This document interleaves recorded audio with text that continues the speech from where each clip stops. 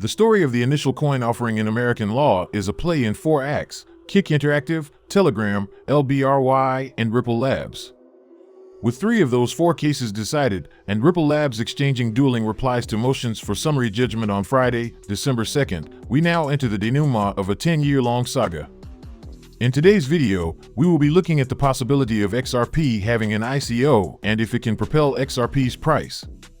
But before we dive in further, I will be retelling the story once again.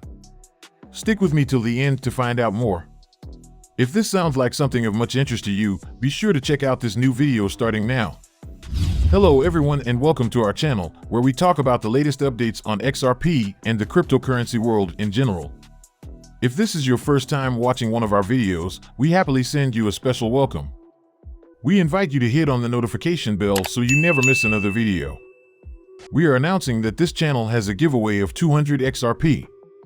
To stand the chance of participating, all you have to do is simply subscribe to the channel, like this video and comment with the hashtag XRP, and the winner will be announced on the 15th of October.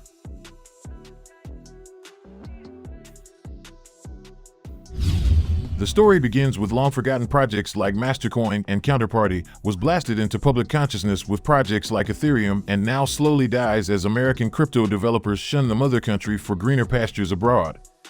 If Ripple loses, as many might have expected, its defeat would be highly symbolic. The company and its associated protocol are among the longest-running and significant cryptocurrency projects in the world. XRP is practically a household name. Back in 2012, when Ripple was founded, the term initial coin offering did not exist.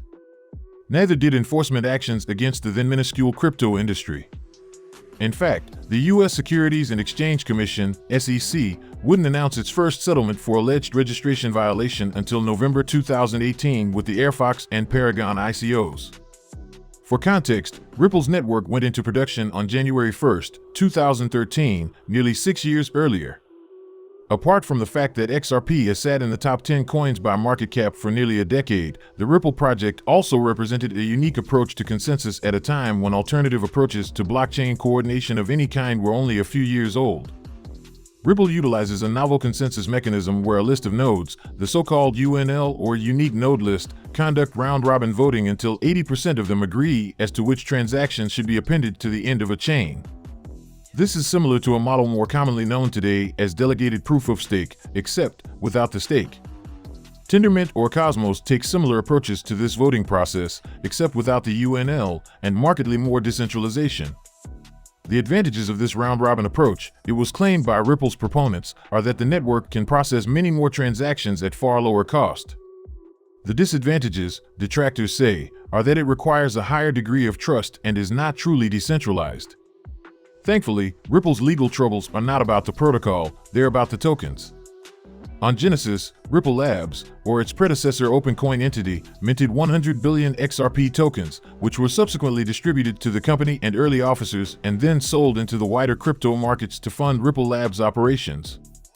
At the time, there was much spirited debate about whether tokens sold in such a manner constituted securities.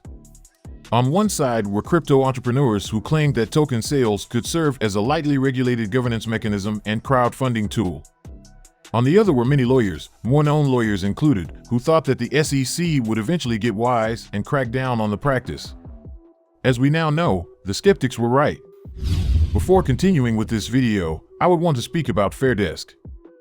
Fairdesk is one of the best trading platforms in the blockchain industry. It has the largest number of validators that secure all your activity when compared to any proof of staking protocol out there. Fairdesk Labs is committed to supporting industry projects, including technical and marketing solutions. This week they launched new VIP structure from V1 V9. Now, user could experience the industry lowest trading fee rate at Fairdesk. Meanwhile, we're no KYC and VPN exchange, and Fairdesk is a top 30 exchange at CoinMarketCap. Now, if you deposit and trade in upcoming 7 days in Fairdesk, your account will be upgraded to VIP 5. If you register with the link in the description of the video, you will qualify for this promotion. Also, Fairdesk offers copy trading. This means that you do not need to know in depth what trading is, and you do not have to be aware of how the market moves or when to open or close a position, because all these activities, perhaps complex for you, you can delegate them to Fairdesk. Have a try and register with the link in the description. Moving to the topic of the video, the first ICO to go down in a big way was Kik Interactive. Kik was, or rather still is, a lightly used messaging app which pivoted into crypto at the height of the first great ICO boom in 2017.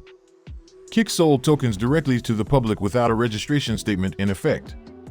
The SEC sued and, 16 months later, Kik lost on a motion for summary judgment.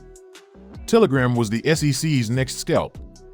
Telegram is a popular, allegedly encrypted messaging app founded by Russian billionaire Pavel Durov. Famously, despite being one of the most used messaging apps on the planet, Telegram generates no revenue.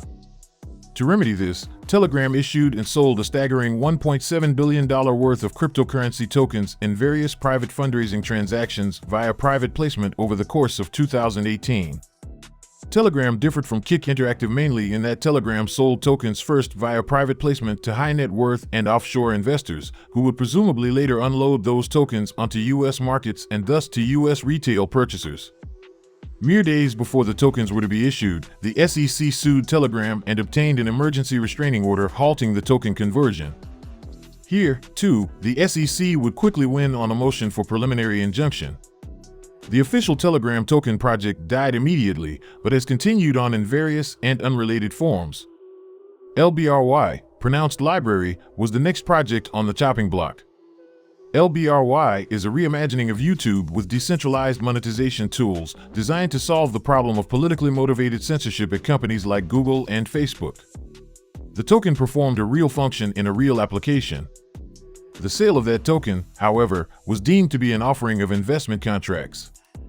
As in Kik Interactive and Telegram, LBRY too lost a motion for summary judgment, this time in New Hampshire. LBRY has said that LBRY Incorporated will likely be dead in the near future. This brings us to our main focus for the day. Can Ripple have a successful ICO, and will it propel the price of XRP? Please, do not forget to subscribe to our channel and also hit that notification bell to be the first person to get more updates about the latest happenings as regards to XRP. The SEC argues that between 2013 and 2020 Ripple raised $1.3 billion by selling XRP, which represented an investment contract. On December 2nd, the SEC and Ripple exchanged dueling motions in what should be the last shots fired, or at least among the last shots fired, between them, before a judge in the Southern District of New York will rule, once again, on the legality of a token project. Boiling down Ripple's argument in this case to a single line on Twitter, company counsel Stuart Alderety resorted to something akin to denial. He argued, among other things, that there is no investment contract because there is no formal contract between Ripple and XRP purchasers, and that the tokens were sold for consumptive use. The SEC, for its part, refers to economic reality of Ripple's sales not less than 15 times, asking the court to look beyond boilerplate disclaimers to the facts as they stand, including who bought tokens and how they were used. This economic reality allegedly forecloses any argument that Ripple offered and sold XRP primarily for consumptive use. Reviewing the precedent lawsuits, it's pretty clear which argument has been more successful in federal courts. In Kik, Judge Alvin Hellerstein wrote that form should be disregarded for substance and the emphasis should be on economic reality. The SEC concluded its reply brief to Ripple and the court by stating the registration regime established by the federal securities laws does not regulate industries. It regulates conduct for the benefit of investors. So does it really?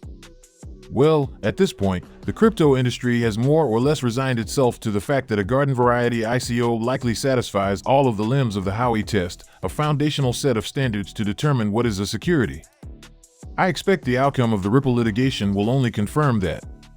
However, there is another economic reality that needs to be considered. Today, it is abundantly clear crypto is never going away. For all the precedents discussing economic reality, the more material fact is that there are hundreds of millions of crypto users around the globe, and that number is growing exponentially, and many are Americans. Telling next-generation crypto projects that the only path to compliance is to come in and register or drop dead is like trying to take a Ford Model T into space. Crypto's basic mode of operation is by self-custody and directly peer-to-peer transactions over the internet, not via paper forms signed with wet ink and mailed to a transfer agent or broker-dealer. There are no national securities exchanges which support crypto asset trading. The SEC won't even approve a regulated exchange trade fund, despite many proposals and much market demand. It's pretty clear that a huge class of investors doesn't want what the SEC is selling. In fact, they want the opposite. Millions of digital natives use trustless smart contracts daily for loans and other financial beasties, or grant and purchase assets like fractional royalty cash flows. They do so in an instant, from anywhere in the world, with anyone in the world, on handheld supercomputers smaller than a chocolate bar. Very soon they will do so with the assistance of artificial intelligence. Investors will literally have superhuman abilities at their fingertips. So, can Ripple have a successful ICO, and will it propel the price of XRP? Well, from the look of things, Ripple having a successful ICO might be far from reality, but you never can tell what happens next. Ripple's IPO, initial public offering, will definitely be a major factor to propel XRP's price. So we come to the end of this video. If you enjoyed it, like the video and don't forget to subscribe. This really helps me with the YouTube algorithm. Also share this video to as many people as possible. Let's get this news everywhere. If you are a true cryptocurrency fan, don't miss any of our content. See you tomorrow to talk about the latest news that concerns us all as a community.